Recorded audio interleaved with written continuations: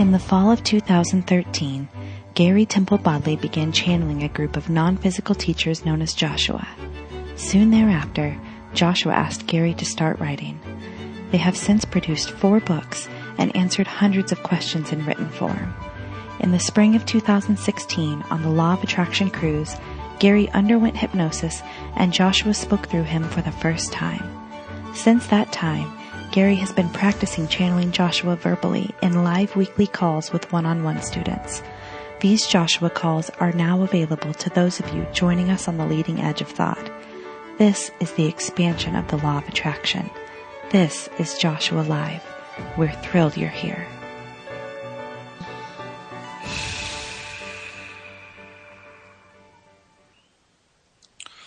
Well, hello, everyone. Hello. We are happy to be here.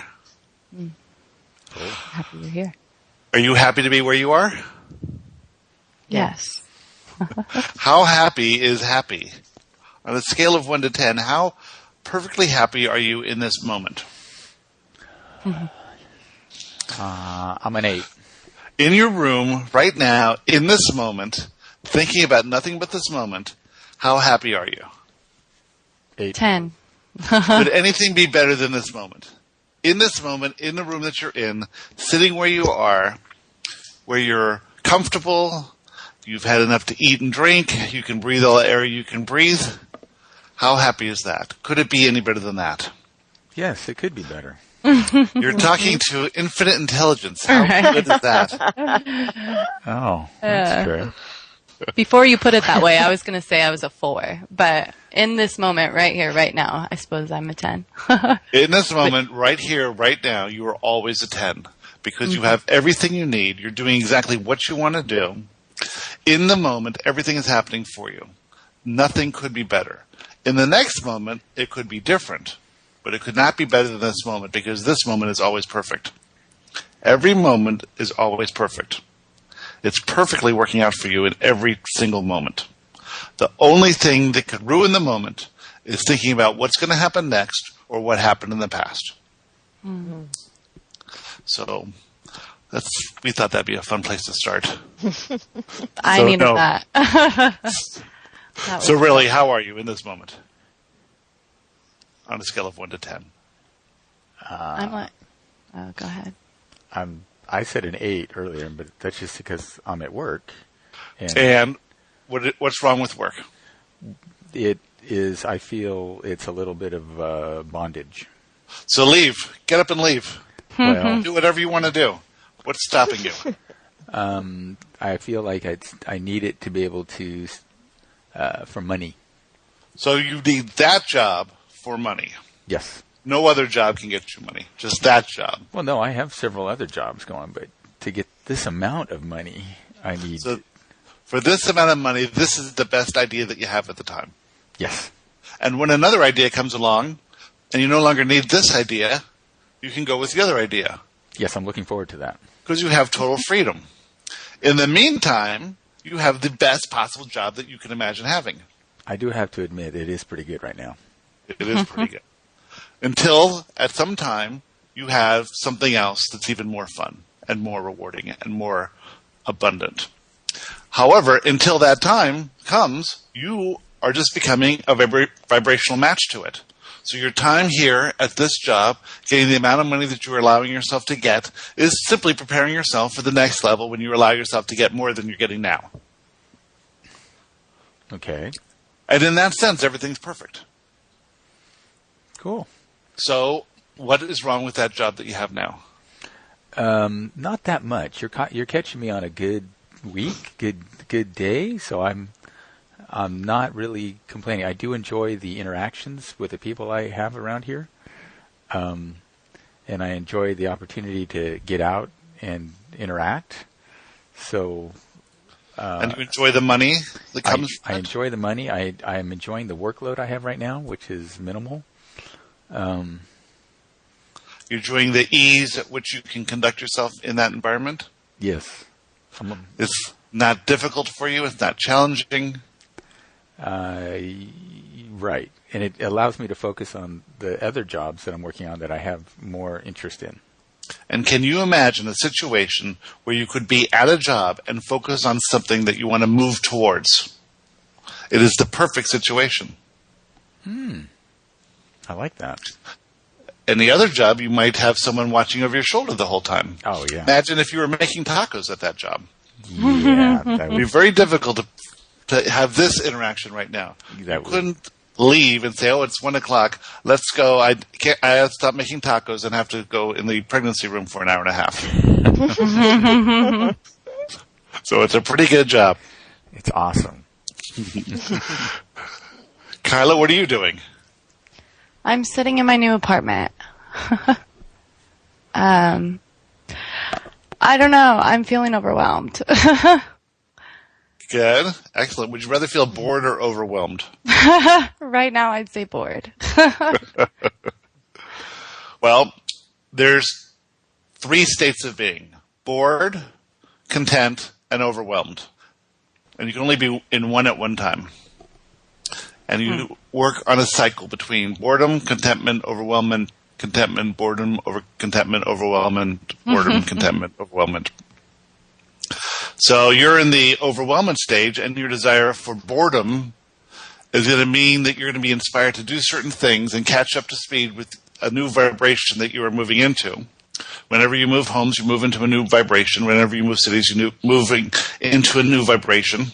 And you just have to get caught up with that. And so this feeling of overwhelmment is a difference in vibration between where you were and where you are now. And like anything, it takes a period of adjustment, but it's super easy for you to get adjusted to that because your vibration is very malleable and active. And you will adapt to the vibration of any environment relatively easy. Unlike someone 50 years older than yourself, who would have a much more difficult time with it. Right. Because their vibration is stuck at a little lower setting. So how long is it going to take you to get up to speed with the vibration of your new city, your new apartment, and your new environment? You tell me. I don't know. We believe you'll be up to vibration within 37 and a half hours. That's good to hear. Thanks. Just hold out for that long. You should be fine. All right. By the end of this call, you'll be halfway there. Good. I have no doubt. Kate, how are you? I'm good, thank you. Good. How's your money manifestation going? Well, the money isn't manifesting, but that's okay, right? Because today I was driven around in an Aston Martin, and I had to tell you that. Ooh. So you're abundant. I know. I'm like, oh my God, I was practically peeing on my pants. I was so excited. Right. So if you had a suitcase full of money, you wouldn't have the experience of the Aston Martin. You just have an experience of a suitcase full of money. The Aston Martin experience actually raises your vibration in the area of money because you are up to the vibration 1 of the Aston Martin, 2 of the feeling of driving around in the car, 3 of the feeling of what other people are thinking when they see you drive around in the car. And all the fun stuff that goes with that. That's a vibration of wealth. Mm-hmm. So you've resonated with it somehow, haven't you? You've managed to get up there. Somehow, yeah. It came via a rather interesting interaction. My boss snapped at me last week, which sent me spiraling down and put me in fear. And I think to compensate for that snapping, he took me to a business lunch in his Aston Martin. Oh, very nice. That's pretty cool. And where was the luncheon? Oh, just down the road. I thought we were going on foot. I was ready to trot behind him in the appropriate way. But it was in fact at a terrace looking at the Eiffel Tower. It can't really get much better than that. It cannot get much better than that. And what we were saying in an earlier answer to one of your questions was that your specific life of Kate Kenyon, this experience of life, is more luxurious, more abundant, more wealthy, more free than billions of people living now and billions of people who have lived in the past. So imagine that. Imagine that you have that kind of abundance. Abundance that few humans have ever experienced. Few humans have ever driven in an Aston Martin or had lunch with the view of the Eiffel Tower. Yeah. Yeah, I read your answer when I got back to the office after the lunch, and I felt a wee bit of shame, I have to admit, because Shame I realized that, it's dawning on me just everything I have, including my big-ass TV, which is called the big-ass TV. And I just look around and it's like, wow, it's pretty good. It's pretty good, and it's not that you need to feel shame, because the way you achieved your wealth was by desire, and it worked out perfectly for you. The way you create more wealth and the way you raise to a higher vibration of wealth and abundance is to appreciate how abundant your life is now. Mm-hmm. Appreciation causes whatever you focus on to grow. You know that better than everyone. Appreciate money and money grows. Appreciate abundance and abundance grows. Now, one thing about money is it's not the money that you want, it's the feeling that the money can bring you, or you perceive the grease effect that the money has to allow you to do what you want to do. But money, no matter how much extra money you had today, you probably wouldn't have chosen to experience a ride in an Aston Martin by paying money for it. So you were given these sort of things for free. Yeah. These things don't come with money. So there are things that certainly you can do with money or not do with money. And there are things that money has absolutely no use for whatsoever that will come along. So the idea is to be open to all abundance and realize that money is a tiny aspect of abundance. Mm. And the way you look at money is the way you look at air or water or food or your TV. It's big. It's always there. It's always on. There's lots of channels on there. You can't watch them all at the same time, but whatever you tune into, you can get at that moment. Yeah. Pretty good. Yeah. All right, our work here is done. Everyone's fixed. Not quite, but... What else would you like to talk about? Well, I have a subject, but I'll let others go first. Mine can wait. You can go ahead if you want. No, if you've got a topic, go for it. Yeah. Thank you.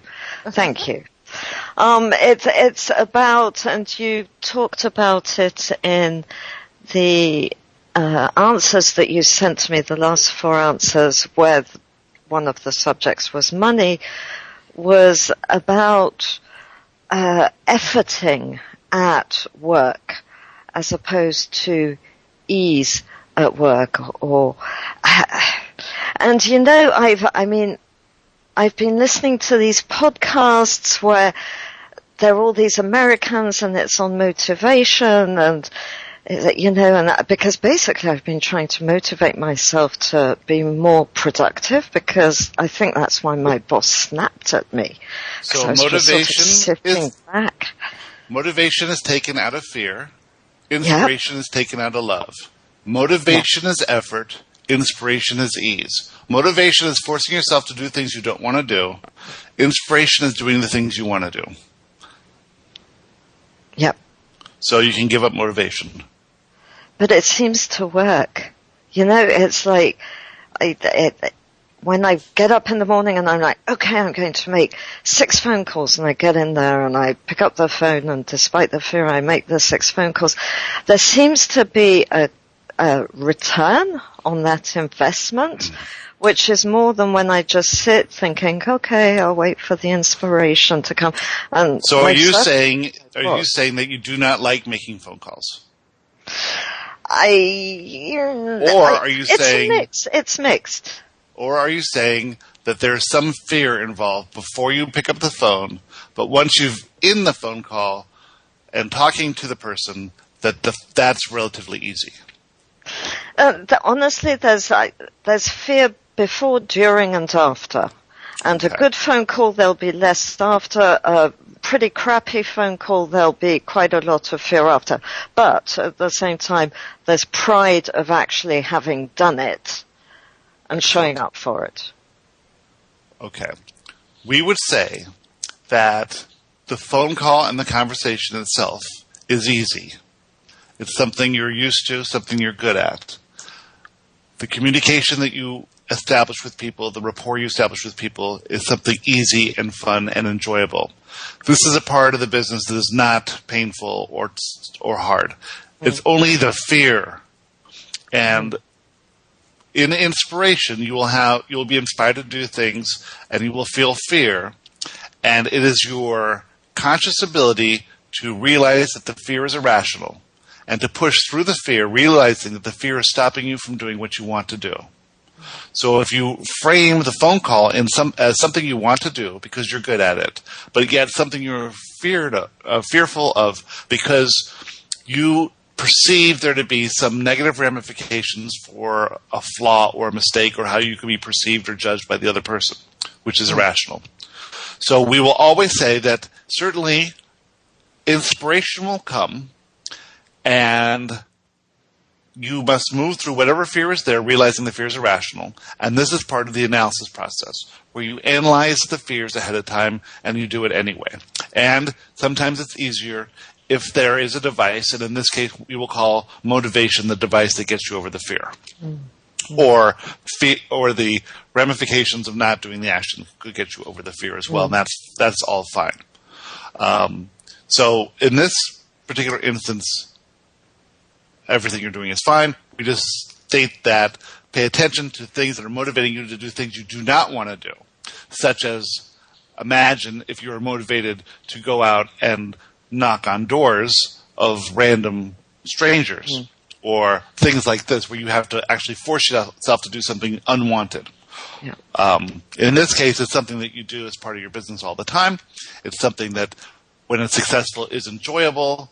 Yeah. It's not something that is painful. You don't have any problem picking up the phone and talking. Yeah. It's just that fear you have to get over. Yeah. Excellent.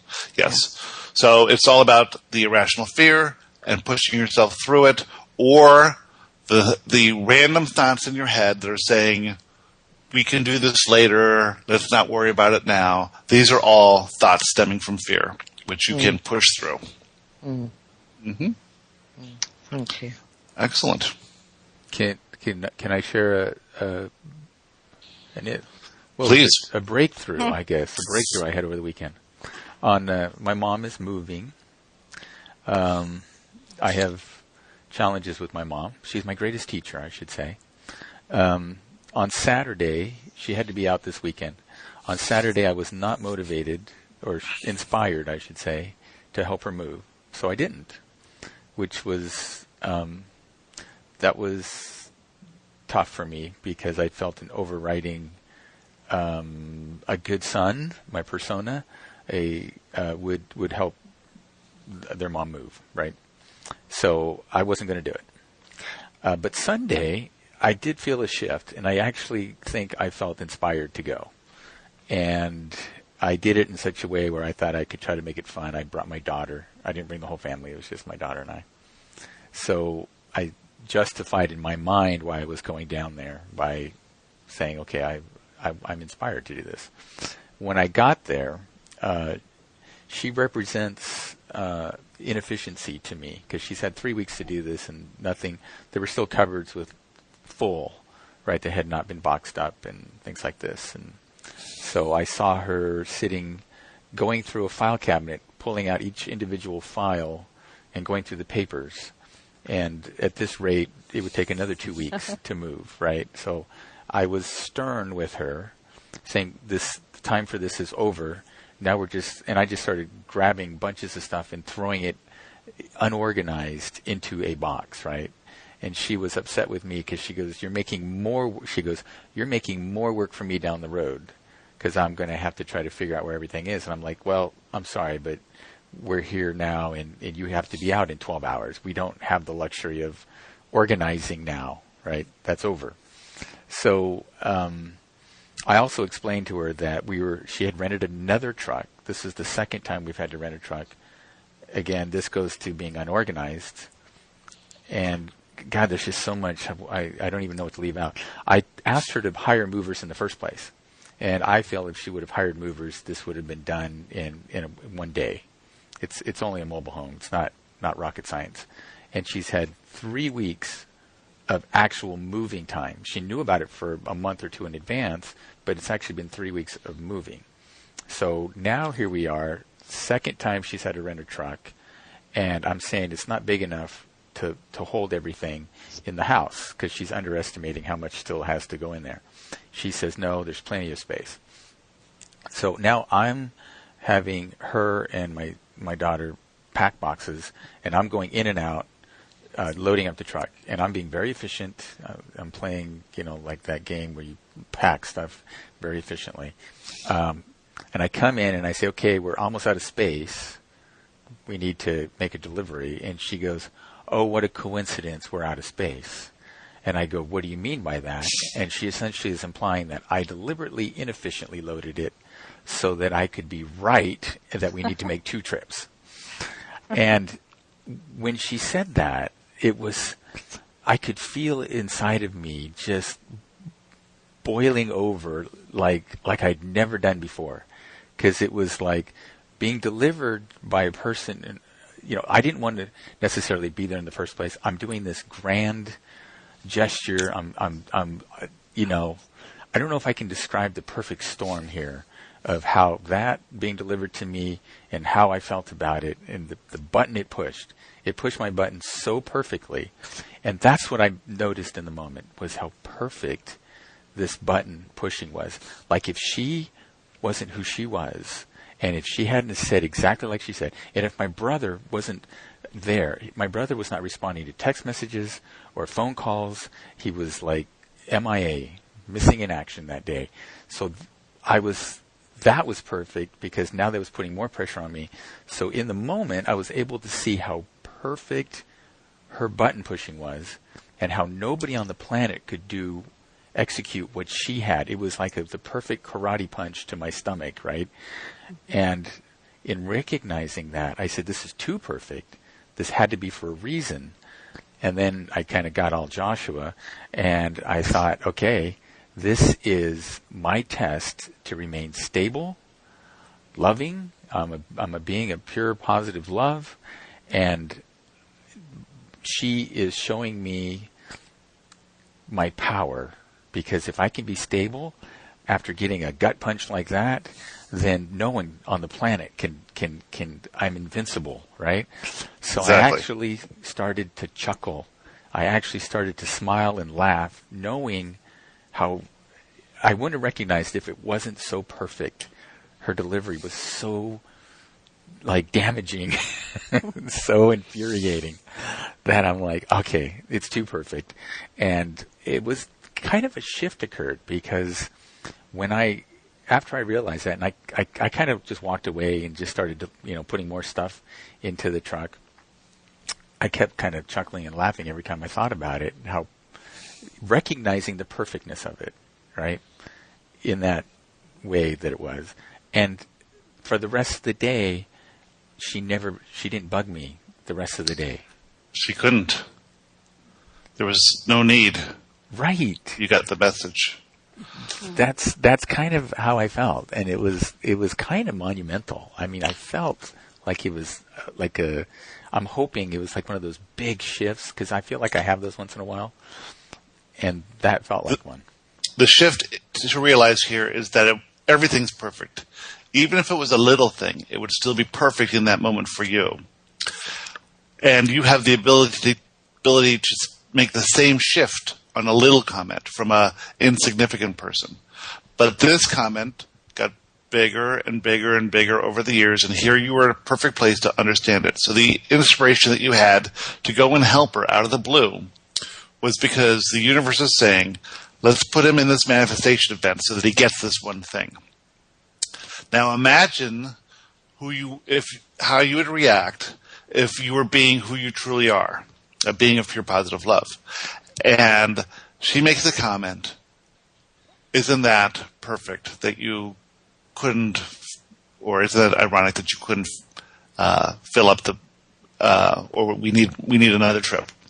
And you would say, you're right. Let me see if I could rearrange some things and see what I can do. Imagine that version of Steve. Because that's who Steve really is.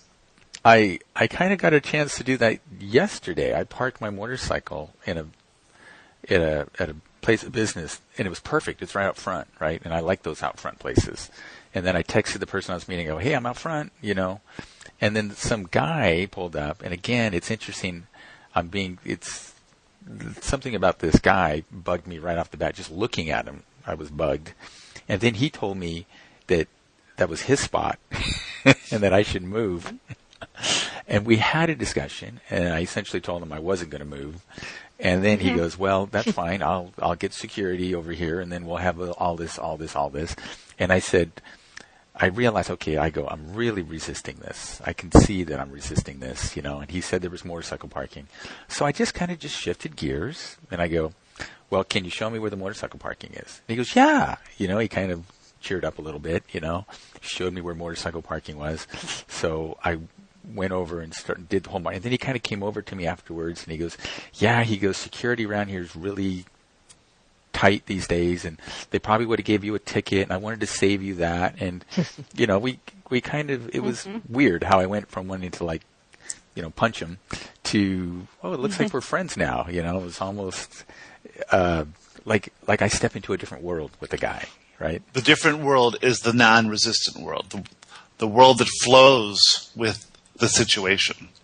And it is counterintuitive to you because you believe that you must always stand your ground. Yeah. But because you'll be perceived as weak. Yes, precisely. But in fact, if you work with the laws of the universe, you can't be perceived as weak. You could only be perceived as strong. Well, it was... If you are a weak person, you would be given examples of how weak you are. But you are a strong person, and so when you act as a strong person by non-resisting what is happening, then the whole universe flows and backs you up every step of the way, and you cannot be perceived as a weak person. And I was actually enjoying our interaction towards the end there when we were talking. I was genuinely enjoying talking to him, and it felt warm and smiling and all that good stuff. It was a complete 180 turnaround from resistant to non-resistant. From conflict to friendship. And it was like that with my mom. I mean, literally, in the moment that I had that realization, it changed. The rest of the day went, and we got along fantastic. Kate had a manifestation event with some resistance. Do you want to talk about that, Kate?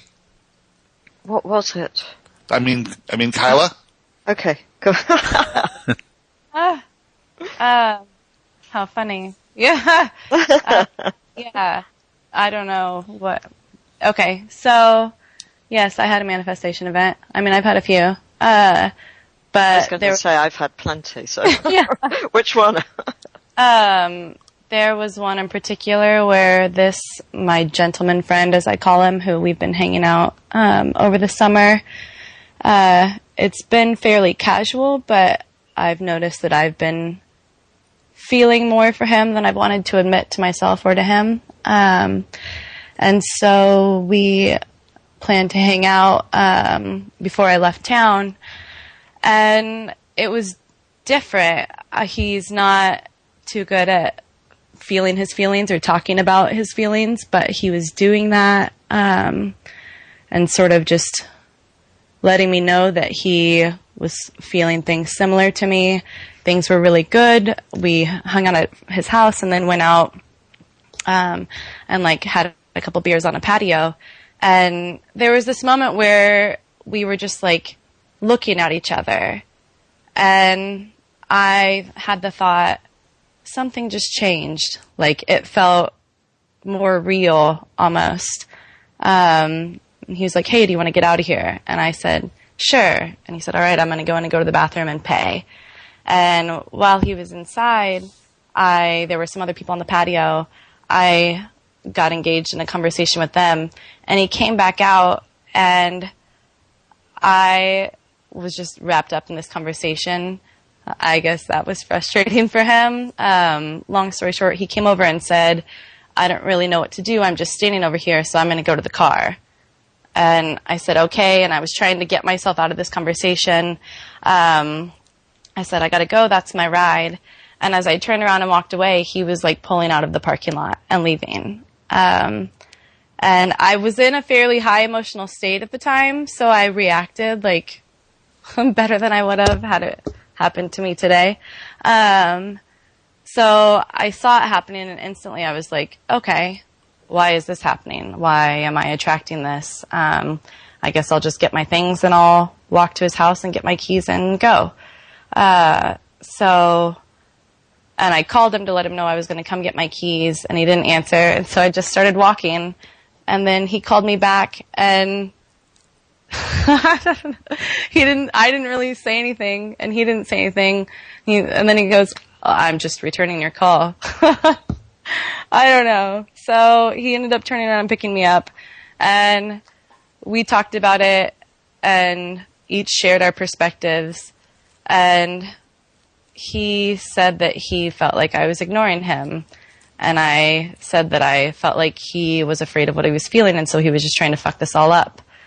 And he said that that was pretty accurate. But I don't know. It was just a really confusing evening. And I ended up staying. We talked for a while. And I stayed, like, right before all this happened, he had asked me for the first time to stay the night. Anyways, yeah, it's like, Steve, I don't know what to leave out. There's a lot that happened. But so I stayed the night, and it was good, but like that's still, even though I dealt with it well, and I like looked at it from his perspective and was trying to figure out why I was attracting it. I mean, so we got back home and he went to the bathroom, and I was just sitting there, and I thought of that question from Shane that we did on the podcast. And I was like, he's just not ready for me, and that's okay. He's just not ready for me. So anyway. Well, you can see what fear does, can't you? Yeah. It's this irrational fear that makes people try and gives them urges or inspires them to actions that will make them feel better in the moment, but doesn't really help the long-term situation. So when he sees a connection with you and now you're moving away, maybe that's the fear that was involved there. Yeah. And so he gets his inspiration to do the only thing that he can do, which is leave. Which could be better than other people's reactions in the same situation, depending on who they are. So when you can maintain your positive emotional state of being, realizing that any negative emotions that you feel are stemming from some irrational fear, right, and realize that the other person's going through fear at the same time, and not get yourself caught up in your own urges to run away or make the other person wrong or defend yourself in any way, shape, or form, or make the situation worse than it really is. You have tremendous power in that moment. And your ability to not dive into conflict, which it appears that in this case you didn't do, allows the other person to slowly ease their fears and come back to their natural state of well-being. Yeah, it was interesting. It was like he wanted me to be mad. He wanted me to be really angry and like yell at him about it, and I just didn't do that. I just said, it's okay, you made a choice. You did what you did, and I get to decide how I react to that. Well, it would be much easier for him if you got mad, because then it would be easier for him to deal with his own fears and convince himself that his fears were correct all along. Right. Now he's got to deal with the situation of him not being who he really is while he had the time to be with you. Yeah. However, it's going to spur him to other new desires in the future and possibly change the entire course of his life. Is there, I don't know, is there anything left there, like between the two of us, or have we sort of taught each other what we needed to? You're eternally linked. Right. So probably yes. Probably yes. But do you need anything more in this lifetime? Maybe not. I don't know. You'll see where it goes. Yeah. Well, There's nothing you have to save or to work on. Right. It'll be easy. That sounds nice. What I've observed in myself is that, like, I handled it really well in the moment. And then it's been a few days now, and now that I'm in a lower emotional state of being, just from overwhelmment or whatever, now when I think about it, I feel sad. Like, it hurts my feelings more than it did when it happened. Well, if you looked at it from the reality of the situation, you can see that your ability to not to succumb to the lower emotional state of being and the inspiration to action from that point of view was a truly powerful thing to do that many people could not do, and maybe the past version of you would have difficulty with that. And so to look at that situation and see how good you were in that situation and see how quickly you resolved the thing and see how you acted differently than you would have acted in the past, and to know that that action is creating a new future and a new reality for you based on this complete shift of your personality and your approach to life, that's what would be exciting to us. Yeah, that is comforting. Because one of the, like, fears that I've had come up around it is there's this other guy that's been in my life that is very, I guess, infatuated with me and wants a lot. I mean, he's sort of a Shane for me. He feels all of these feelings and wants me to reciprocate them in the same way that he does. And so seeing that guy and then seeing this other one that I have these real feelings for, it just makes me question, am I only ever going to be attracted to guys that are dicks to me? You know? I don't know. You are attracted to guys that are dicks to you for a very specific reason. Can you tell me what that is? But you also are attractive to all sorts of people. See, they see you in one way, and you see yourself in a different way. And you are moving from the way you see yourself to the way that those infatuated with you see you. And it's all has to do with worthiness. So as soon as you realize how worthy you are, how awesome you are, your own awesomeness, then those who see you as awesome, which are many, will be around, and you will have your pick of those. And those who see you as less awesome, who you feel that you need to convince them of your awesomeness, because that'll make you feel more awesome. It's not such a big thing for you to feel awesome from someone who thinks a lot of people are awesome. You want to find someone who doesn't think you're awesome and then convince them to think you're awesome. And as soon as they do, you won't think they're awesome anymore. You don't know me. So it's all about you. It's all about you. Okay. Yep. So it'll be interesting to see what comes along as you realize your own awesomeness to a higher degree. We know you realize you're awesome, but there's always room to grow. Right. I'm feeling more awesome these days. And is that reflected in your reality? Yes, I think it is, and but I feel that it's almost not appropriate, right? You shouldn't. It's like people shouldn't walk around going, "I'm awesome," right? Because then you're conceited. There's a lot of terms, so it's almost like you have to be closeted awesome. Gary has made a decision not to be concerned about what others perceive of Joshua and not to discount his ability to translate us. And so he has made a decision to just go all in and focus and do the best he can do without giving any excuses or without giving any reason for people to think that, oh, this is new and he's just starting out and it's going to get better. It is what it is, and it is good now, and that's all it needs to be. So you are awesome now. There are no excuses you need to give to anyone. You are a being of pure positive love, and you understand that. And and you also understand how physical reality works, how the laws of the universe work, and at this level, it is so advanced that you can think of yourself as an unbelievably rare human in existence right now, walking amongst the unawakened, realizing that they are awakening, but you are in a completely different level. And there is nothing wrong with that at all.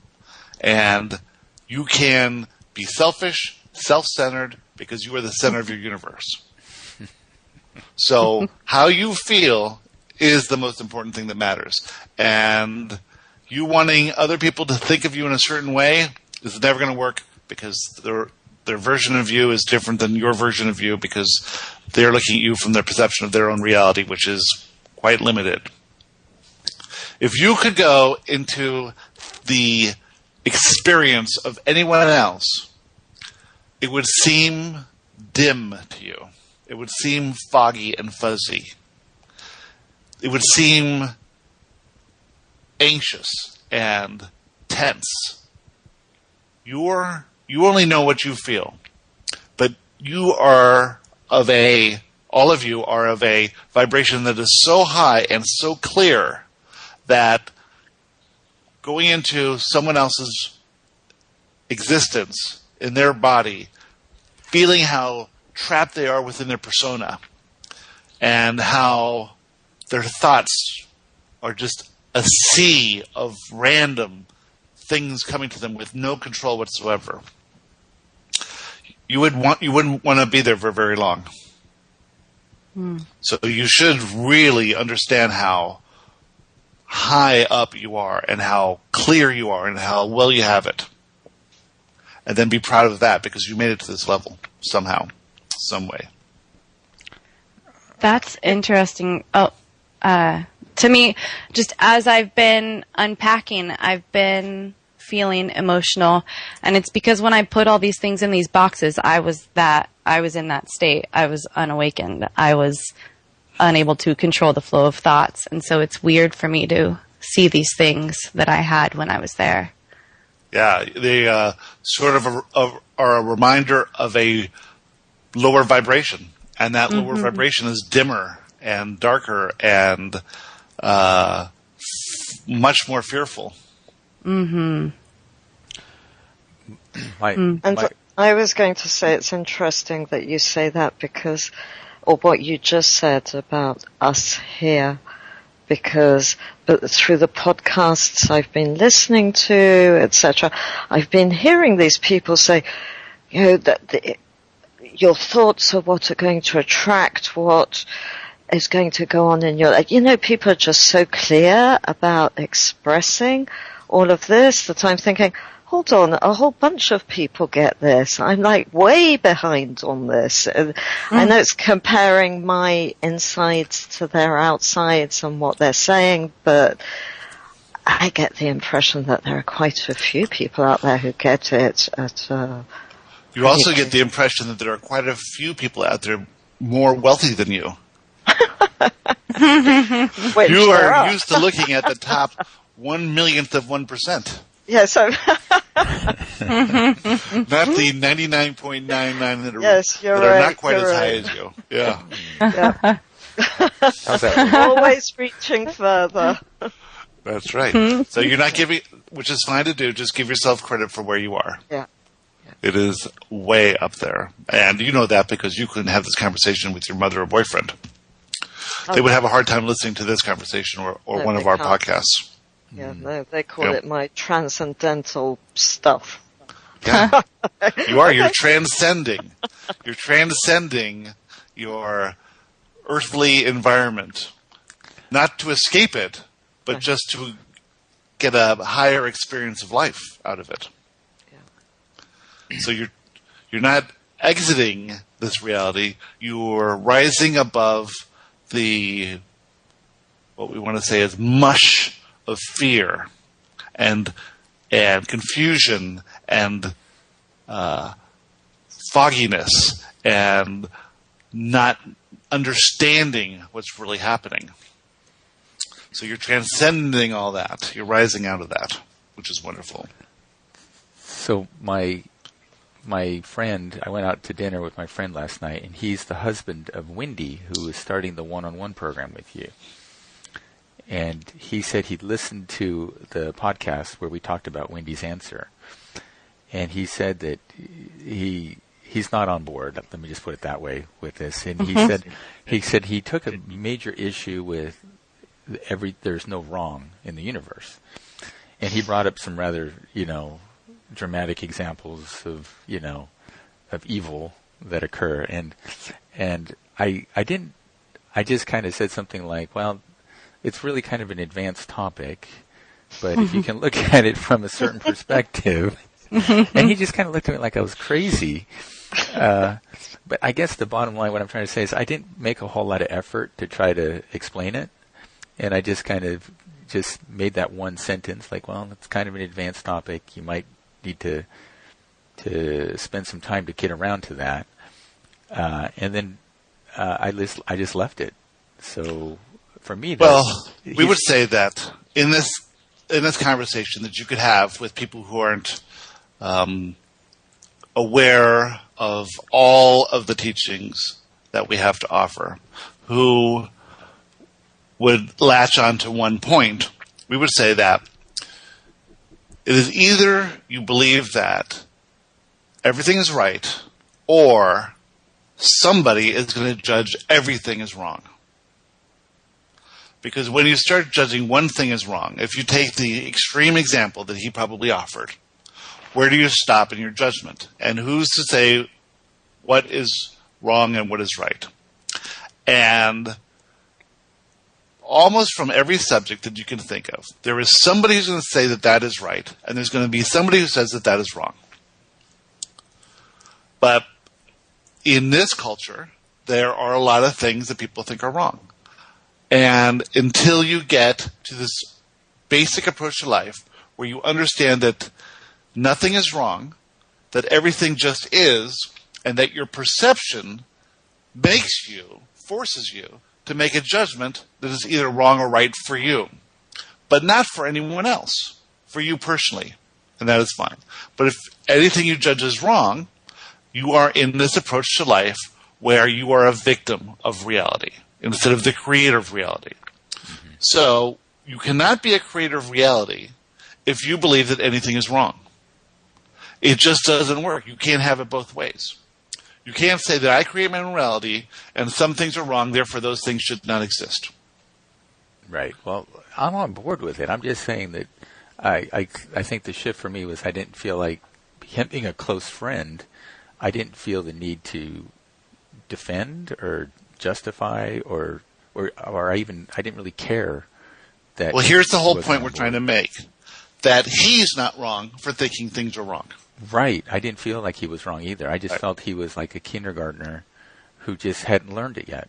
Hadn't learned it yet. Exactly right. Yeah. Mm-hmm. Yeah. So, but from his perspective, he can live happily in his judgment of right and wrong. Mm-hmm. Because he's not ready to go to that next level where he can think things are right and things are always working out for him. But maybe, he's pretty close. He's got a friend and a wife. Yeah. In the vicinity. He's surrounded. He's surrounded on two sides. I was just thinking that I bet he and Wendy are going to have some interesting conversations. Wendy is going to learn to see things as being right. Yes. Wendy is having difficulty with seeing things as right. And one of the things that she's going to see as right is everything about her spouse.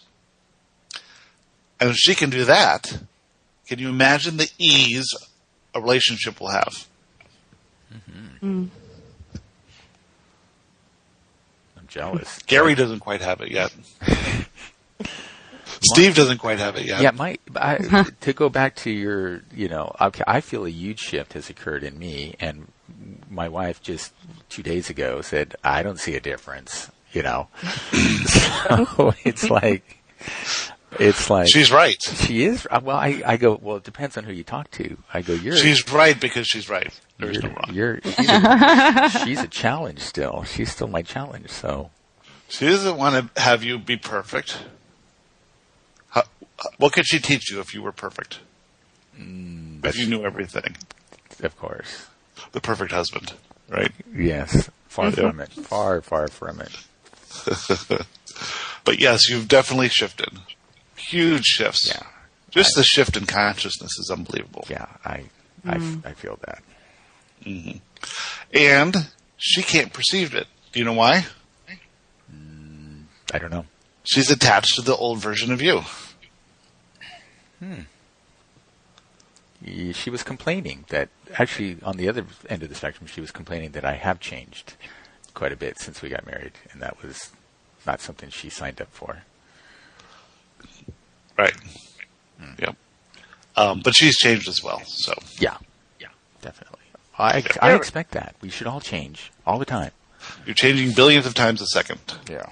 Mm-hmm. So this resistance to change doesn't make any sense. Yeah. But it can rock other people's boats. It reminds me of a couple where one of the people will be an alcoholic and create complete mayhem, but the couple will work, and then the day the person sobers up, 3 months later the couple splits up because the other person can't deal with that kind of change. It's just too big. You must understand that people are a match to the vibrations of each other. Yeah. And when one changes vibration and the other one doesn't, they're no longer a match. Yeah. Yeah. Can that be a concern? Can that be a concern for somebody who wants to stay married? No, because you can be a vibrational match to the things that you appreciate about your spouse. No matter how far you change. As long as you have that appreciation, that is your match. Now, you can't control them. They may not be a match, and that may go off on its own. But you can know that if that happens, then it's meant to happen. And you're actually only reason that you want them to be around is because you fear them not being around. Right? So if you want them to be around and you focus on the aspects of them that you appreciate, that you love, and that brings out more, then without fear, that relationship can flourish and can grow to a new level.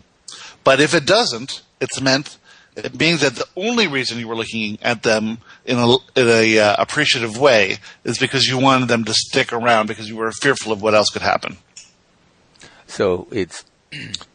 But I'm creating my reality. So if I'm just being very simple... You are creating your reality, and if that relationship breaks up, you're arguing with what you're creating. Right. So as long as I'm not fearful about anything, everything should be fine. Everything will work out perfectly. And then 2 years later, you'll look back and you'll be, thank God I didn't hang on to this relationship. Just because it's been there for 20 years. Or whatever. Right? It's just in your limited perspective at the time that if that situation breaks up, you'll think, oh no, this is a bad thing. Well, that's your judgment of what's good and bad again. Mm-hmm. Right? But if you understand that if it's breaking up, it's because you're shifting your vibration, she's shifting her vibration, and you're moving towards what you really want. And you've made this shift in your vibration on purpose. It's happening. Now, most relationships don't end that way. That is an example of a relationship that people's vibrations have been rising, or at least one of them has been rising, and they're going off in different directions to something better. But most relationships end because one person or both people want the other person to be different than they are, and they feel bad when someone else is not being who they want them to be, and they don't like this feeling bad, so they change the conditions in hopes that they'll feel better. But of course, they haven't changed anything inside. They haven't raised their vibrations. And so whatever follows is going to be something different. The beautiful thing about Kyla's situation now is that Kyla, during this process over the last few months, has raised her vibration and realized that it's all inside. It's all her. Everything has to do with her and not with anybody else. And so she's gone from a very resistant state to a very non-resistant state or a very allowing state. But most people don't do that. They stay resistant. They don't like the feeling of this resistance, and so they blame the resistance on the other person. And so they break up. And then they get to the next one and they do the next thing until they learn, right? Or until they think they find someone that has these attributes that the other person didn't have, and then they think this is better.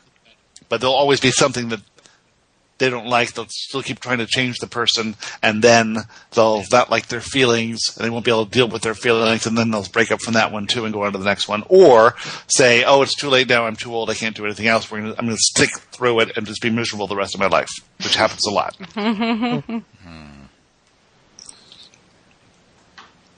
So, if you are moving in the direction that you're moving, Steve, getting a higher vibration, becoming non-resistant, becoming more allowing, doing what you want to do, seeking freedom, feeling your power, and something happens, you know that you're moving to the right direction, to the higher level. You know that whatever happens is moving you, is that thing that's moving you to the higher level. Okay. As long as you're in a high emotional state of being. Now, you could be in a low emotional state of being and make some rash decision that isn't really helping you. And that's always possible too. Well, but again, it'll work out. I did. It's interesting you bring that up because I did kind of have a blow up. It was a couple weeks ago, and I made a rash decision. And then afterwards, I realized that I had made that at a low emotional state. And my wife knows enough about this. I came back in and I said, I made that decision in a low emotional state, so I'm not going to do it. Yeah. How many people could do that? And I got a hall pass. I actually got a hall pass for it, so it was good. Yeah. Yeah, because you went from resistant to non-resistant. Yeah. And anytime you do that, people are going to be so impressed and so thankful and so happy. You know why? No. Because when you do not engage in conflict, then they're going to feel good. And when you engage in conflict and then stop the conflict, they're going to feel good. And so when they feel good, they're going to be a lot easier to deal with. And they're going to like you a lot more, too. I don't care if you like me. Good for you. Go ahead. I've seen the evidence of that over and over, but especially lately with my ex, because we were getting along really well there for a while. And then the past couple weeks have been more tense. And there's this whole thing with the last issue of the divorce settlement over whether or not we can consume any alcohol around the kids. And I took your advice and I finally just agreed to it. And then last night, so I sent that email agreeing to it yesterday. And last night I was surprised. In the email I even said, you're right. We can leave it as it is. And then last night we had our parenting chat and he came into it still being combative. And I was surprised because I was like, I thought I thought I was in a state of allowing. I was paving the way for this to be easy. And the whole reason I moved up here so soon was because so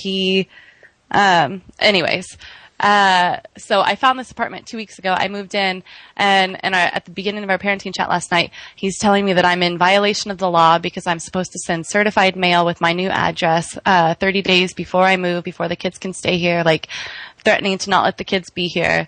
And I just said, you're right. I apologize. And I said, I will send the certified mail tomorrow. And he said, I would appreciate that. And then from there on out, like everything was easy peasy. So it was really funny. There's only 7 people on earth who would be as non-resistant as that. That conversation. Yeah, I would have said, how am I supposed to job. do that 30 days in advance when I just found this place 2 weeks ago and I did this for you and smack him around. But you understand that you're not in conflict with him, you're in conflict with yourself. Right. You're only making it bad for yourself. Yeah. Mm-hmm. Yeah, and every time things start being tense between us, it's whenever there's stuff going on in my own life with my own self where where my vibration is wavering, so it's easy. It's just sort of another indicator for me that there's something going on with me that I need to pay attention to. That is an amazing realization. Mm-hmm. I agree. Make your life 1,000 times better, 1,000 times easier. That is the idea of ease. That's downstream thinking. That's allowing things to happen. Exactly. Without coming into conflict or resistance or breaking down a wall or trying to make things more difficult just to get your way or your point across or to be right. This is the approach to life we're talking about. This is what's going to yield everything that you want from here. And to do it at your age is unbelievable. To do it at 3 years old is normal. To do it at your age is much more difficult. Fantastic. Very good. Is there anything else? I've got one dumb question. Excellent. We love dumb questions. The dumber the better. Okay. Really off topic.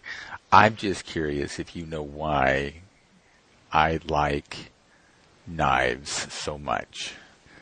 The sharper, the more dangerous looking, the better. And I'm just baffled. Because Does it you're a make tough you feel guy. like a man? Yeah. It's funny that you brought that up. My dad was here helping me move yesterday, and he just always has a pocket knife, and I couldn't get like a package of mayonnaise open. And I said, "Do you have your knife?" And he said, "Wouldn't be a man if I didn't." Okay, I know lots of men. Very few of them, it seems, carry knives. So you're saying that's it? It's just this lifetime? I think it's a past lifetime. We will say that the only thing you carry with you from past lives is this continuity of interest. So what you're interested in now will flow into the non-physical, and you will understand it, your perspective being physical of that subject, and in the non-physical, you will understand your experience with that subject. And then an intention will be set in the next life to explore another aspect of that subject from a different point of view, or another subject altogether.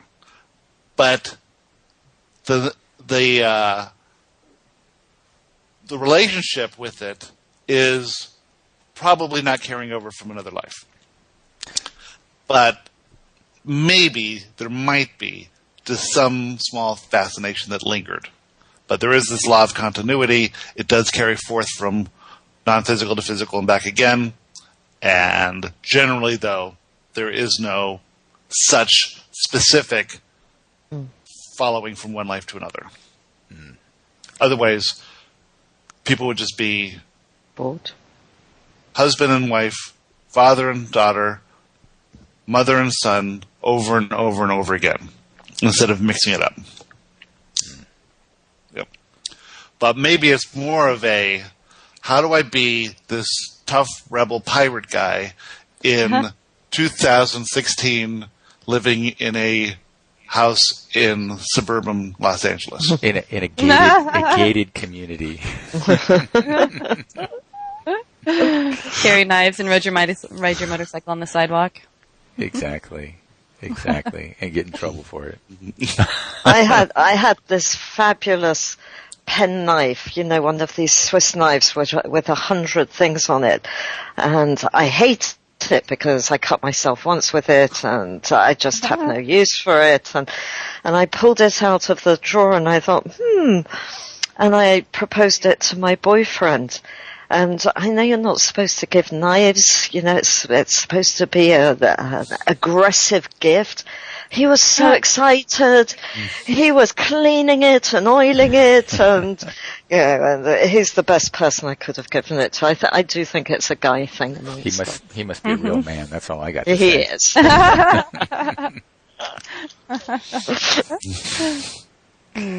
So that is your symbol now of a real man, the knife. Very good. Yeah, I'm getting a tattoo. That's all there is to it. Of a knife? Of a knife, yes. Excellent. Well, very good. We had the most fun that a non-physical being could have. Wow. That's not true, but it was a lot of fun. So we look forward to speaking to you again. These interactions are fabulous. We love writing your answers. We love talking to you. We love every bit of this process, and we are very appreciative that you are willing to be guinea pigs as we explore the universe together. Loving it. Until next week, we will bid you fair adieu. Okay. Adieu. Adieu. Adieu. Thank you for joining us for this episode of Joshua Live. If you have a question you would like Joshua to answer on the show, send us a message on Facebook at www.facebook.com/teachingsofjoshua. As always, remember that you are loved more than you can imagine by more than you could ever count. We'll see you next time.